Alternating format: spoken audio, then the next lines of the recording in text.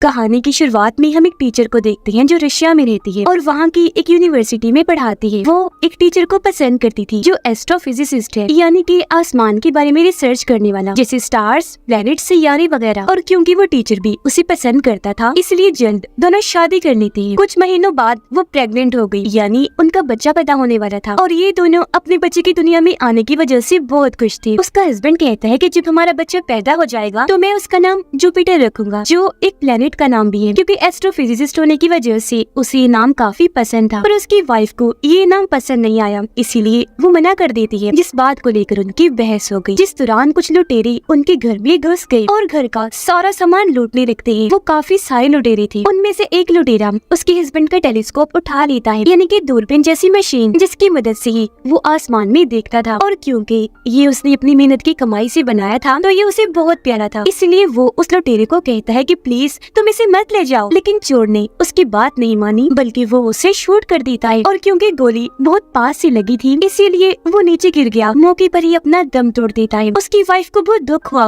वो फूट फूट कर रोने लगी। और क्योंकि अब वो इस दुनिया में अकेली रह गई थी, इसीलिए अपने रिश्तेदारों के पास जाने का फैसला करती है। और कुछ ही देर के बाद वो शिप के जरिए अपना सफर शुरू करती है। रास्ते में ही उसकी तबीयत खराब हो गई और यहाँ वो एक बच्ची को पैदा करती है। और क्योंकि अब उसका हस्बैंड इस दुनिया में नहीं रहा, तो उसकी याद में वो अपनी बेटी का नाम जुपिटर ही रख देती है। और अब हम कहानी में 22 साल के बाद का वक्त देखते हैं, जहाँ जुपिटर अब काफी बड़ी हो गई है, पर वो अपनी जिंदगी से खुश नहीं, क्योंकि वो बेचारी गुजारा करने के लिए एक अमीर फैमिली के घर पर साफ सफाई का काम करती थी। वजह ये थी कि असल में जुपिटर इस वक्त यूएसए में थी, पर क्योंकि उसका ताल्लुक रशिया से था, इसी वजह से उसे यहाँ अच्छी जॉब नहीं मिल रही थी। इसके अलावा अब उसकी फैमिली काफी बड़ी हो चुकी थी और ये सब के सब उस अमीर फैमिली के घर में ही रहती थी, पर इनके रहने के लिए छोटी सी ही जगह थी। इसी वजह से यहाँ कोई प्राइवेसी नहीं थी, सबको एक जगह पर ही सोना पड़ता और अकेले में ये कोई बात भी नहीं कर सकती थी। इसके बाद हमें एक अनजान प्लेनेट सियारा दिखाया गया, जहाँ पर हम रानी एब्रासाक्स के 3 बच्चों को देखते हैं, जिनमें 2 लड़के थे और एक लड़की। ये रॉयल शाही फैमिली के लोग थे। इन तीनों बहन भाइयों में एक लड़के का नाम टाइटस था। ये तीनों बहन भाई अलग अलग प्लैनेट्स पर हमला करके वहाँ के लोगों को मारते थे और फिर उनसे एक ऐसी दवाई बनाया करते थे जिनकी मदद से ये सालों तक जवान रह सकते हैं। हाल ही में उनकी माँ एब्रासाक्स की मौत हुई, जिसके बाद इन तीनों को अलग अलग प्लैनेट्स देकर जायदाद का बंटवारा कर दिया गया, क्योंकि इनकी जायदाद प्लैनेट्स ही थे। इनमें टाइटस के बड़े भाई को 2 प्लैनेट्स के अलावा हमारी जमीन दुनिया भी मिली थी। यह टाइटस अपने भाई से कहता है कि मैं आपसे जमीन को खरीदना चाहता हूँ, पर उसका भाई बिना कुछ कहे ही वहाँ से चला जाता है। अब जमीन पर केन नामी एक शिकारी को हम देखते हैं, जो उसी शहर में था जहाँ पर जुपिटर थी, और ये टाइटस के लिए ही काम करता था। पर इसी यहाँ टाइटस के भाई के सिपाही देख लेते हैं और उस पर हमला करने की तैयारी करते हैं। अब इन सब के पास ताकती होने के साथ साथ खास किस्म के गैजेट्स भी थे, यानी इलेक्ट्रॉनिक टूल्स, डिवाइस, मशीन्स वगैरह। अब केन यहाँ अपने गैजेट की मदद से दीवार में बड़ा सा रास्ता बनाता है और उसकी मदद से एक हॉस्पिटल में आ गया। यहाँ वो अपनी सूंघने की ताकत से एक मरीज की फाइल को ढूंढ लेता है, जिसके लिए वो यहाँ आया था,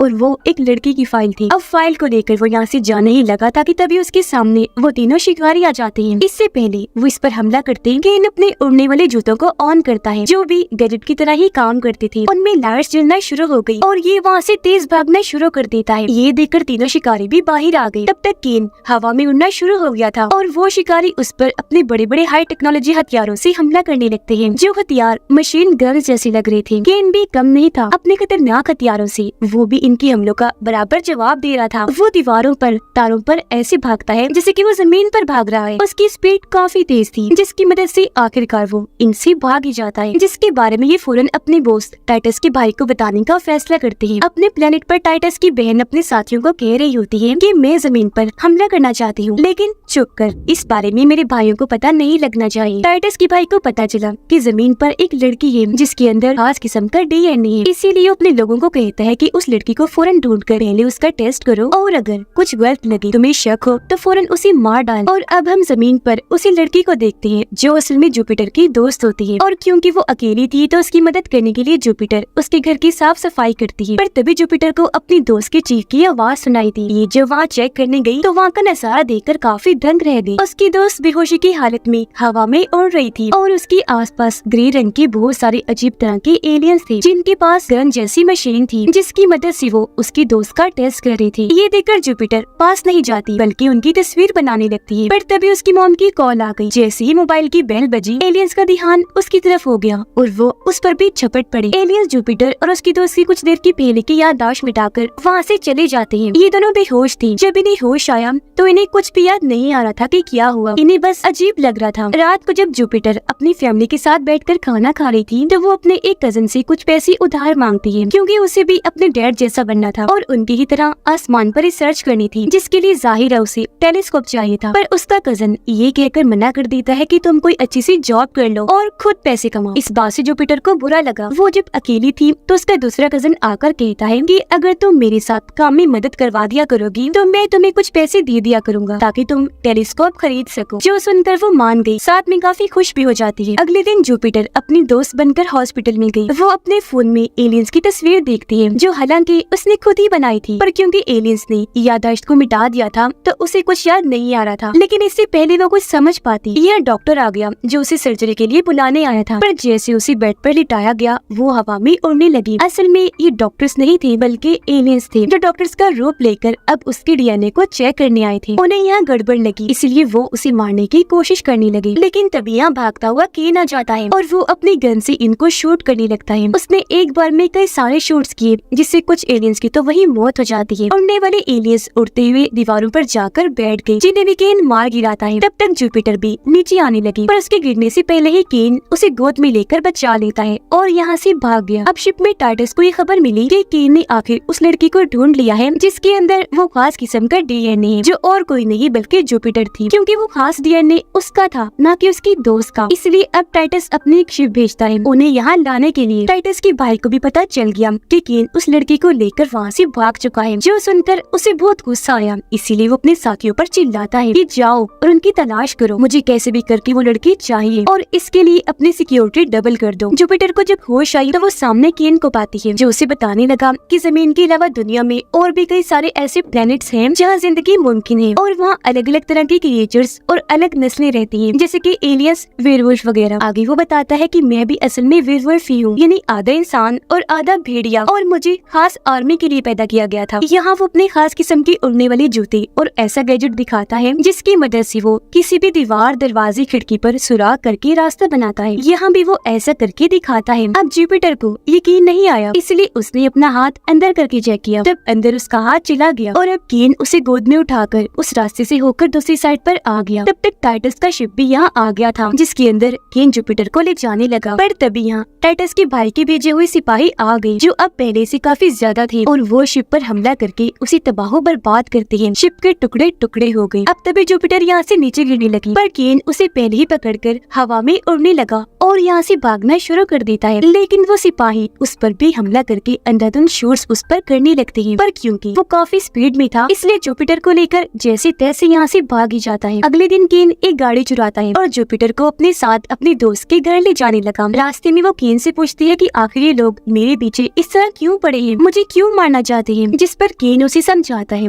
कि एब्रासाक्स रानी के बच्चों की आपस में जंग है जो तुम्हारी वजह से हो रही है, क्योंकि एक भाई तुम्हें मारना चाहता है जबकि दूसरा भाई टाइटस तुम्हें बचाना चाहता है। और एब्रासाक्स की फैमिली पूरे यूनिवर्स यानी सारी दुनिया में सबसे ताकतवर फैमिली है। आगे वो ये भी बताता है कि ये सिपाही जमीन पर जहाँ भी तबाही मचाते हैं वो ग्रे कलर के एलियंस बाद में उस जगह की तोड़फोड़ ठीक करके उस जगह को बिल्कुल पहले जैसा बना देते हैं और तो ग्रे एलियंस को जो कोई भी देखता है वो उस इंसान की याददाश्त मिटा देते हैं और अभी हमले की वजह से जो तबाही हुई ग्रे एलियंस उसे भी ठीक कर देंगे और वहाँ मौजूद लोगों की याददाश्त को भी मिटा देंगे ताकि किसी को कुछ याद न रहे। केन ने ये भी कहा कि तुम्हें जिस शिप में ले जा रहा था वो टाइटस ने ही भिजवाई थी, क्योंकि वो तुम्हें वहाँ बेचकर मिलना चाहता था। अब सवाल ये उठता है कि टाइटस का भाई जुपिटर को मारना क्यों चाहता था। इसका जवाब हमें आगे मिलेगा। अब जैसे केन अपने दोस्त के घर गया तब उसका दोस्त केन पर गन तान देता है, क्योंकि उसके यहाँ आ जाने की वजह से उसके दोस्त की जान को भी खतरा हो सकता है। केन ने उसे रोक दिया, जिस वजह से दोनों की हाथापाई हो जाती है। ये दोनों काफी लड़ते हैं, उठा कर एक दूसरे को फेंकने लगते हैं, जिस बीच बहुत सारी शहद की मक्खियों का झुंड आकर जुपिटर को चारों तरफ से घेर लेता है, पर वो उसे काटती नहीं बल्कि आसपास उड़ने लगी और तो और जुपिटर के इशारों पर उड़ रही थी। ये देखकर केन का दोस्त जुपिटर के सामने झुक गया और उसे राजकुमारी कहकर बुलाता है। फिर उसे बताने लगा कि इन शहद की मक्खियों में असली एब्रासाक्स फैमिली की राजकुमारी को पहचानने की ताकत होती है। तुम्हारा डीएनए एब्रासाक्स की रॉयल फैमिली का है, जिस वजह से ये सारी मक्खियाँ तुम्हारे आसपास घूमकर तुम्हारा वेलकम कर रही थी, क्योंकि इन्होंने पहचान लिया कि तुम इनकी राजकुमारी हो। जिसके बाद वो केन और जुपिटर को अंदर ले आया और केन की जख्मों पर दवा लगाने लगता है, पर तभी वो केन की पीठ पर दो निशान आमने सामने देखती है। वो काफी हैरान पहचान हुई और इस बारे में पूछती है, जिस पर केन का दोस्त उसे बताता है कि पहले हमारे पंख हुआ करते थे और हम भी एब्रासाक्स के ही प्लेनेट से थे, लेकिन कुछ गलतियों की वजह से उसने हमें अपने प्लेनेट से भी निकाल दिया, साथ ही हमारे पंख भी ले लिए, जो अब उसी प्लेनेट पर उसके बच्चों के पास है। अब तभी जुपिटर के पास उसके कजन की कॉल आ गई, जो सुनने के लिए वो वहाँ से चली गई। तब केन अपने दोस्त को बताता है कि मुझे नहीं पता था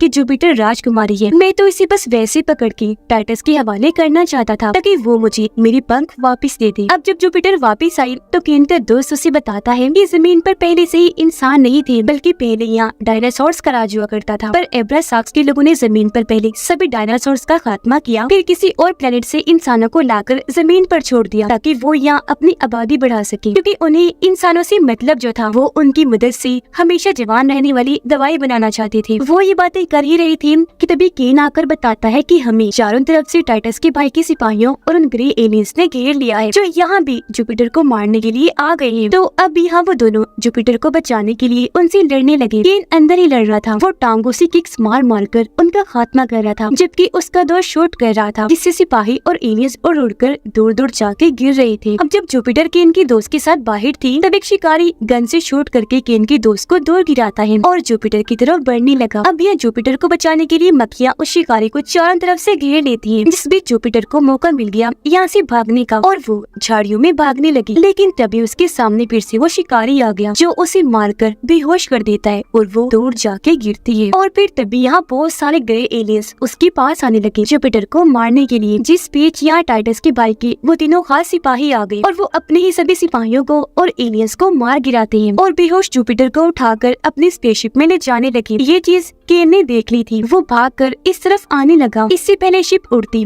वो उसे पकड़कर लटक जाता है। ये शिप एक दूसरे प्लेनेट पर आई, जहाँ वो सिपाही जुपिटर को टाइटस की बहन को बेच देते हैं। अब जुपिटर को जब होश आई तो वो देखती है कि उसने बहुत ही खूबसूरत कपड़े पहने हुए हैं, वो अब बिल्कुल रानी ही लग रही थी और इस वक्त एक महल में थी। वो जब आगे बढ़ी तो तभी वहाँ टाइटस की बहन आ जाती है, जो जुपिटर को देखकर काफी हैरान रह गई, क्योंकि जुपिटर का चेहरा उसकी माँ एब्रासाक्स से काफी मिलता है। अब टाइटस की बहन उसे अपनी माँ की मूर्ति के पास ले जाती है और उसे बताने लगी कि तुम मेरी माँ का दूसरा जन्म हो, क्योंकि एक तो तुम्हारा चेहरा उनसे बहुत ज्यादा मिलता है, दूसरा कि तुम्हारा डीएनए भी उनसे मैच हो गया है। अब क्योंकि यहाँ केन भी आ गया था शिप के साथ, तो वो यहाँ के सिपाहियों से लड़ता हुआ आगे बढ़ रहा था जुपिटर को ढूंढने के लिए। टाइटस की बहन जुपिटर को एक खास किस्म की पूल के पास लेकर आती है, जिसके अंदर भी ये लोग जवान होने वाली दवाई मिलाते हैं। टाइटस की बहन जब पूल से नहाकर बाहर आई तो वो बेहद जवान खूबसूरत लग रही थी, हालांकि उसकी उम्र तो 14,000 साल से भी ज्यादा थी। अब टाइटस की बहन जुपिटर को बताती है कि तुम एब्रासाक्स की सारी जायदाद को अपने नाम करवा सकती हो, क्योंकि वो रानी थी जिसका डीएनए तुमसे मिलता है, और अब तुम पूरी जमीन को अपने नाम करवा के ऐश वाली जिंदगी गुजारो। अब टाइटस की बहन ऐसा इसलिए कर रही थी क्योंकि वो अपने बड़े भाई से जमीन को हथियाने के लिए जुपिटर की मदद लेना चाहती थी। उसके डीएनए से फायदा लेकर वजह ये थी